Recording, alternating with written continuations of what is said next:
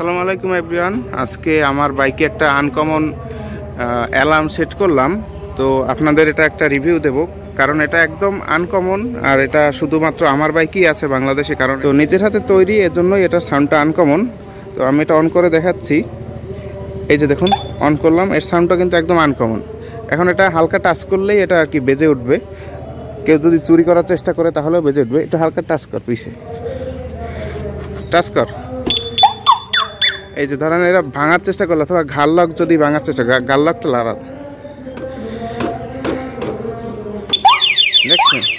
এই যে দেখলেন, ঘাড় লক ভাঙার ক্ষেত্রে কিন্তু এটার যে অন্য রিমোট আছে সেটা একটা সিগন্যাল যায়, ওই জন্য আর কি 2-1 সেকেন্ড দেরি হয় অ্যালার্মটা বাজতে। কিন্তু একবার অ্যালার্ম যখন আর কি বাজা শুরু করবে তখন কিন্তু আর থামবে না। এখন কিন্তু আমি রিমোট দিয়ে এটা থামালাম। তো অ্যালার্মটা কিন্তু অনেক লাউড, আর এই যে সাউন্ড কিন্তু অনেক অনেক বেশি।